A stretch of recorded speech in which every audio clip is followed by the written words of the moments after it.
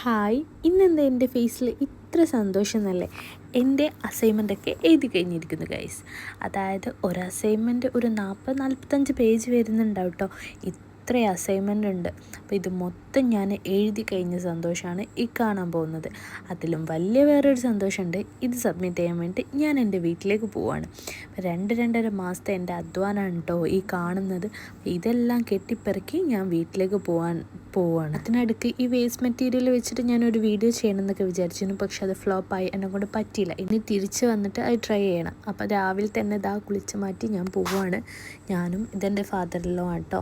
അപ്പോൾ ഞങ്ങൾ പോവുകയാണ്. അപ്പം എൻ്റെ സ്ഥലം ഏതാണെന്ന് ചോദിക്കുന്നവരോട് അതാ കണ്ടില്ല ബോർഡ് കരിഞ്ഞുകുന്ന്, അതാണ് എൻ്റെ സ്ഥലം. ഇപ്പം സത്യം പറഞ്ഞാൽ മോഹൻലാൽ നടക്കുമ്പോൾ ഒരു ഭാഗം ചെരിഞ്ഞിട്ടാണ് നടക്കുന്നത്, കാരണം ഇതിൻ്റെ വെയിറ്റും കൊണ്ട്. പിന്നെ കൽപ്പറ്റ ബസ് സ്റ്റോപ്പിലെത്തിയപ്പോൾ അവിടെ എൻ്റെ അനിയനും അതുപോലെ എൻ്റെ അനിയത്തി ഉണ്ടായിരുന്നു. അപ്പം ഞങ്ങൾ മൂന്നാളും കൂടി പോവാണ്. സോയ ഫസ്റ്റ് ബസ്സിൽ കയറിയ ഉടനെ തന്നെ കുറച്ച് മൂഡ് ഓഫ് ആയിരുന്നു, കാരണം അവരൊക്കെ വിട്ട് 2 മാസത്തിന് ശേഷം വരില്ലേ, ആ ഒരു ടെൻഷൻ അവളുടെ ഫേസിലുണ്ടായിരുന്നു. പിന്നെ അതൊക്കെ ഓക്കെ ആയി. പിന്നെ വയനാട് ചുരത്തിൻ്റെ വ്യൂ ഒന്നും ഞാൻ പ്രത്യേകിച്ച് പറയേണ്ട ആവശ്യമില്ലല്ലോ. അടിപൊളി വ്യൂ ആയിരുന്നു. അതിനനുസരിച്ച് അടിപൊളി ക്ലൈമറ്റ്, നന്നായിട്ട് കോട മൂടി കിടക്കുന്നുണ്ടായിരുന്നു കേട്ടോ. വ്യൂ ഒക്കെ എന്ത് അടിപൊളിയാണ് കേട്ടോ. നമ്മുടെ ചുരം ഇടിഞ്ഞത്, നമ്മൾ യാത്രയൊക്കെ കുറേ ദിവസം തടസ്സപ്പെട്ടിരുന്നു. കുറേ നേരം കഴിഞ്ഞപ്പോൾ ആൾ പതിയെ ഓക്കെ ആയി ഓണായി വരുന്നുണ്ട്. അവനായിട്ടൊന്നും ഫസ്റ്റ് അത്ര മിങ്കിളാവുന്നില്ല. പിന്നെ അങ്ങനെ റെഡിയായി. നല്ലൊരു മഴക്കാറ് മൂടി കിടക്കുന്ന പോലെ ആയിരുന്നു കേട്ടോ. അത്ര വലിയ വെയിലൊന്നുമില്ല. ആ ഒരു ക്ലൈമറ്റ് എന്തായാലും അടിപൊളിയാണ്. പിന്നെ ചുരത്തു നിന്നൊക്കെയുള്ള വ്യൂ ഞാൻ പറയാണ്ട് തന്നെ അറിയാമല്ലോ.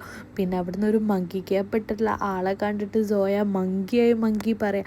അവൾക്ക് നമ്മൾ മങ്കി ക്യാപ്പ് എന്നാണ് പറഞ്ഞത്. അപ്പോൾ അവൾ മങ്കി, ആ കുരങ്ങ് എന്ന് പറഞ്ഞിട്ട് അങ്ങനെ ഇതാക്കുക. പുറത്ത് നമ്മൾ കുരങ്ങിനെ കണ്ടിരുന്നു, അതും കൂടി പറഞ്ഞു കൊടുത്തതാണ്. പക്ഷെ ആൾ തെറ്റിദ്ധരിച്ച് അതാണ് കുരങ്ങ് എന്ന് വിചാരിച്ചിട്ട് അത് ചൂണ്ടിക്കാണിച്ച് ഞങ്ങൾക്ക് പറഞ്ഞു തരാണ്. കുരങ്ങ് കുരങ്ങുണ്ട്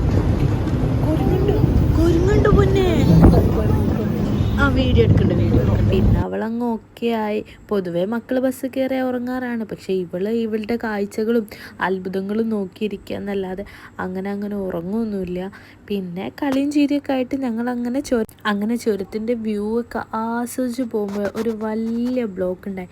ഞങ്ങളുടെ ബസ്സും ഒരു പ്രൈവറ്റ് ബസ്സും. ഞങ്ങളുടെ ബസ് വരുന്നത് പ്രൈവറ്റ് ബസ് അറിഞ്ഞിട്ടില്ല തോന്നുന്നു. അങ്ങനെ ആ ബ്ലോക്കിൽ പെട്ട് കുറേ നേരം നിന്നു. ആകെ ഒരിത്തിരി സ്ഥലമുള്ളത്, അതിൽ പെട്ട് ഇങ്ങനെ നിൽക്കുകയും ചെയ്തു. ഇത്രയും വണ്ടി ബ്ലോക്കായി കിടക്കുന്നതായിരുന്നു. പിന്നെ നമ്മൾ തിരിച്ച് വരുമ്പോൾ കുറച്ചും കൂടി വ്യൂ ഒക്കെ കണ്ട് ഇതൊക്കെ പിന്നെ നമ്മൾ കോഴിക്കോട് എത്തിയതിന് ശേഷമുള്ളതാട്ടോ. അവൾ പിന്നെ തീരെ ഉറങ്ങിയിട്ടില്ല, ഫേസിൽ നല്ല ക്ഷീണമുണ്ട്. ഞങ്ങൾ 3 പേരും കൂടി ഇരുന്നതുകൊണ്ടാണോ അറിയില്ല, പെട്ടെന്ന് നമ്മൾ കോഴിക്കോട് എത്തിയിട്ടുണ്ട്. കഥ പറഞ്ഞിരുന്നിട്ട് അത് വണ്ടി എടുക്കാൻ വേണ്ടി പോയതാട്ടോ. നമ്മൾ കുന്നമംഗലം ഇറങ്ങിയിട്ട് പിന്നെ ബൈക്കിന് പോകാമെന്ന് വിചാരിച്ച് ഈ കെട്ടിപ്പിടഞ്ഞ് കിടക്കുന്നത് കണ്ടില്ലേ, ഇതിൻ്റെ ഉള്ളിലാട്ടോ ഫാദിൻ്റെ വണ്ടി വരുന്നത്. ഇതൊക്കെ ഹരിതകർമ്മസേനൻ്റെ എന്തൊക്കെയോ ആണ്. അതിൻ്റെ അടുത്ത് നല്ല അടിപൊളി ചെടി കണ്ടപ്പോൾ ഞാൻ ജസ്റ്റ് ഷൂട്ട് ചെയ്തു എന്ന് മാത്രം. അപ്പോൾ ഗൈസ്, നമ്മളിവിടെ വീട്ടിലെത്തിയിട്ടുണ്ട്. ഞങ്ങൾ സോയ്ക്ക് വേണ്ടിയിട്ട് ഒരു സർപ്രൈസ് സെറ്റ് ചെയ്തിട്ടുണ്ട്. ഒരുപാട് ദിവസമായി സോയ ഒരു സൈക്കിൾ വേണമെന്ന് പറയുന്നത്. അപ്പം നമ്മൾ സർപ്രൈസ് ആയിട്ട് സെറ്റ് ചെയ്തിട്ടുണ്ട്. ഇവിടെ വന്നതിന് ശേഷം സോയ ഉറങ്ങി എണീച്ചതാണ് കേട്ടോ. ഇത് അവളുടെ ഫേസ് കണ്ടില്ല. അപ്പം നമ്മളൊരു മിഠായിയൊക്കെ കൊടുത്ത് ആൾ സെറ്റാക്കിയിട്ടുണ്ട്. നമ്മൾ പെട്ടെന്ന് എണീപ്പിച്ചതാണ്. ഇതൊന്ന് വീഡിയോ എടുക്കണമല്ലോ എന്ന് കരുതിയിട്ട്. നമുക്കാണെങ്കിൽ അത് അവളെക്കാളും കൂടുതൽ അവളത് കണ്ടുണ്ടാകുന്ന റിയാക്ഷനും കാര്യങ്ങളും ഞങ്ങൾക്കായിരുന്നു എക്സൈറ്റ്മെൻറ്റ്. അപ്പം അത് കണ്ടിട്ട് എന്താണെന്ന് തുറന്നു നോക്കാൻ പറഞ്ഞിട്ട് ആൾ തുറന്നു നോക്കുന്നൊന്നുമില്ല, ജസ്റ്റ് ഒന്ന് നോക്കുന്നുണ്ട് എന്നല്ലാതെ എന്താണെന്ന് മനസ്സിലായിട്ടൊന്നുമില്ല. അപ്പം നമുക്ക് സോയൻ്റെ റിയാക്ഷൻ എങ്ങനെ ഉണ്ടെന്ന് നോക്കാം. ആൾക്ക് കാര്യം എന്താണെന്ന് മനസ്സിലായിട്ടില്ല.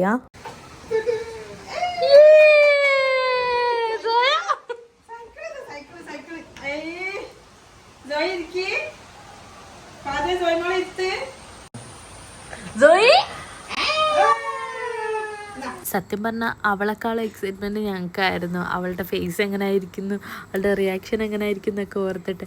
ആൾ ഫസ്റ്റ് ഒരു ചെറിയ പേടി ഉണ്ടായിരുന്നു, പിന്നെ ഓക്കെ ആയി.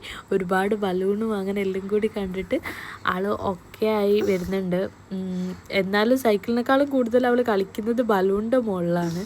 പിന്നെ ചെറിയ കുട്ടിയല്ലേ, സൈക്കിൾ ഓട്ടാനൊന്നും അറിയില്ല. ആൾ പറയുന്നത് ബലൂണെന്നാണ്. ഒരുപാടായി എന്നോട് പറയാൻ തുടങ്ങിയിട്ട് മമ്മ സൈക്കിൾ വേണം, എപ്പോഴും എന്ത് വേണമെന്ന് ചോദിച്ചാലും, അല്ലെങ്കിൽ നമ്മൾ സ്ക്രോൾ ചെയ്യുന്ന ടൈമിൽ ഒരു സൈക്കിളോ അല്ലെങ്കിൽ എന്തെങ്കിലും വണ്ടി കണ്ടാലും പറയും സൈക്കിൾ വേണമെന്ന്. അപ്പം അത്രയും അവൾ ആഗ്രഹിച്ചതാണ്.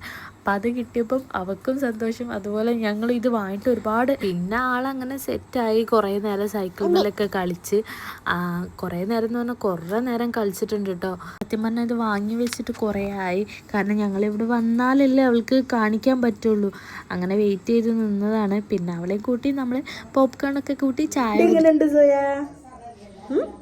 നമ്മുടെ സൈക്കിൾ എങ്ങനെയുണ്ട്?